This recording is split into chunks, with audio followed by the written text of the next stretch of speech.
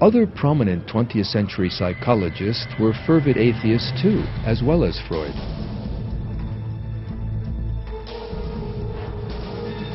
Burrhus Skinner and Albert Ellis, the founders of the behaviorist school and rational emotive therapy respectively, were the best known of these atheists. As a result, psychology came to be a breeding ground for atheism. A 1972 poll among the members of the American Psychology Association revealed that only 1.1% of psychologists in the country had any religious beliefs.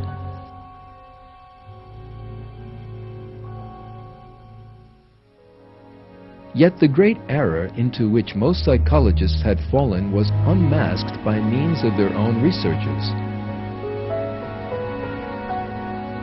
It emerged that Freud's theories in particular had almost no scientific foundations.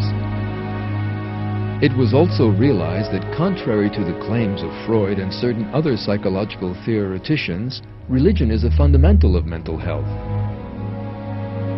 The American writer Patrick Glynn sums up these important developments.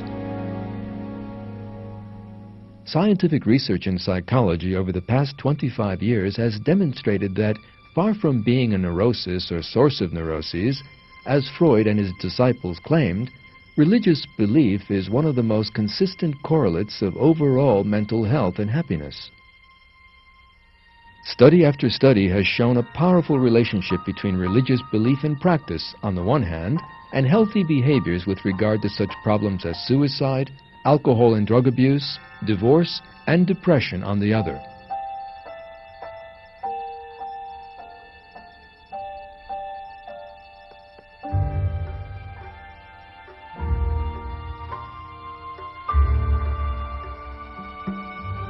In other words, atheism suffered a terrible defeat in the realm of psychology.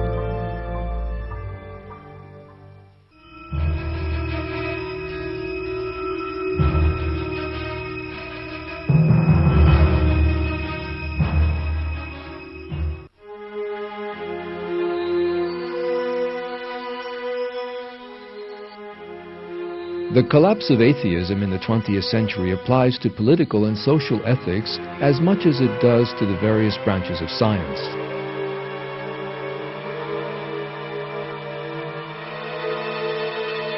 The overthrow of communism is one of the most important examples of this.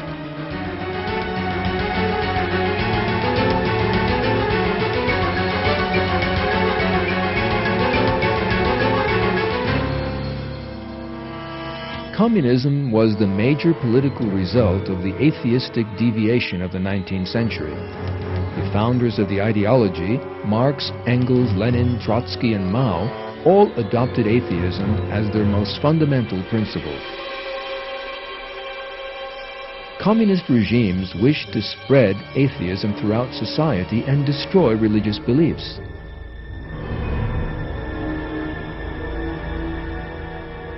Terrible oppression was aimed at religious communities, particularly Muslims in Stalin's Russia, Red China, Cambodia, Albania, and certain Eastern Bloc countries. This even turned into genocide.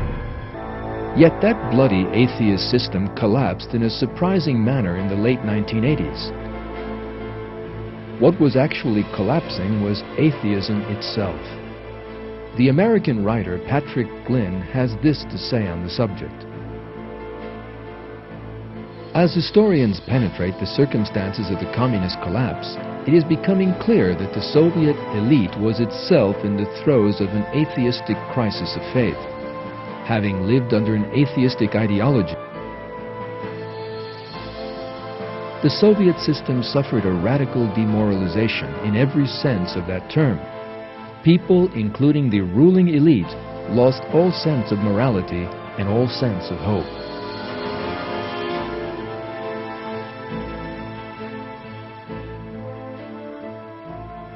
One interesting sign of this atheistic crisis of faith in the Soviet system was the reforms President Mikhail Gorbachev tried to implement.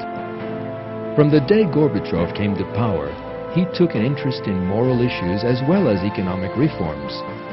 He began by initiating a campaign against alcoholism, for example.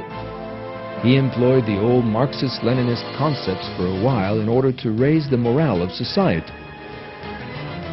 But seeing that this would serve no purpose, he began to speak of God in some of his speeches in the final years of his regime, despite the fact that he himself was an atheist. Yet these insincere words of faith were also no use, and the crisis of faith in Soviet society continued to grow. The result was the sudden collapse of the giant Soviet empire.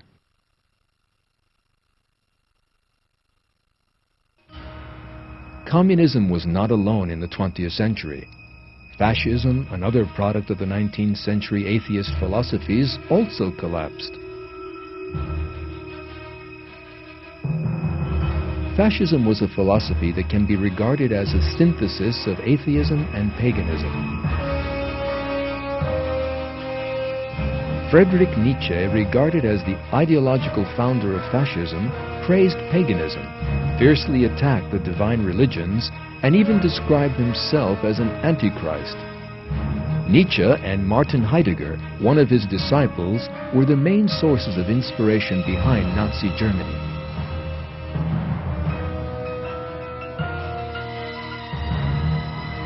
These two thinkers' atheist philosophy, that was so full of praise for violence, gave birth to the terrible savagery of Nazi Germany.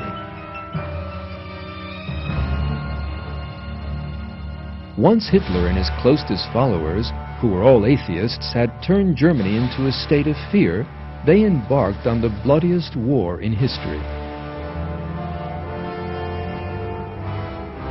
That slaughter, known as World War II, cost the lives of 55 million people. Members of different ethnic groups such as Jews, Gypsies, and Slavs, and people who fell foul of Nazi ideology, particularly religious figures, were exterminated in the concentration camps the Nazis set up during the war years.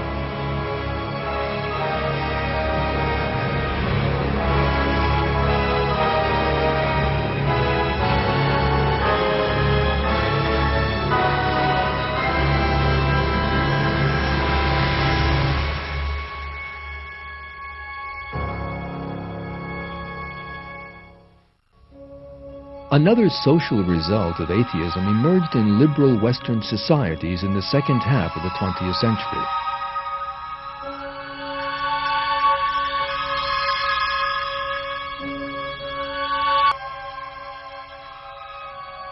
Young Westerners raised in Christian families developed an angry, anti-religious movement under the influence of atheist ideologues such as Darwin, Marx, and Freud.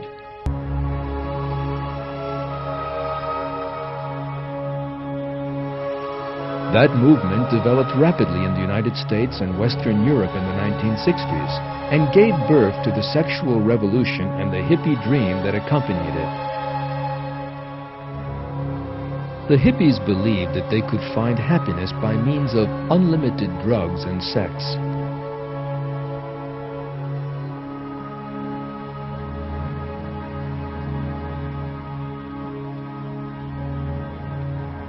These young people who poured onto the streets to the words of John Lennon's song, Imagine, in which he spoke of a world with no countries and no religion too, were actually undergoing a mass deception. In fact, a world without religion actually brought them to an unhappy end. The hippie leaders of the 1960s either killed themselves or died from drug-induced comas in the early 1970s. Most of the young people who found themselves on the missing list on police station walls were the victims of drugs.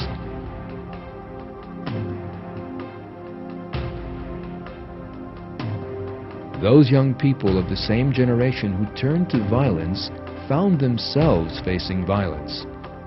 The 1968 generation, who turned their backs on God and religion and imagined they could find salvation in such concepts as revolution or love, ruined both themselves and their societies.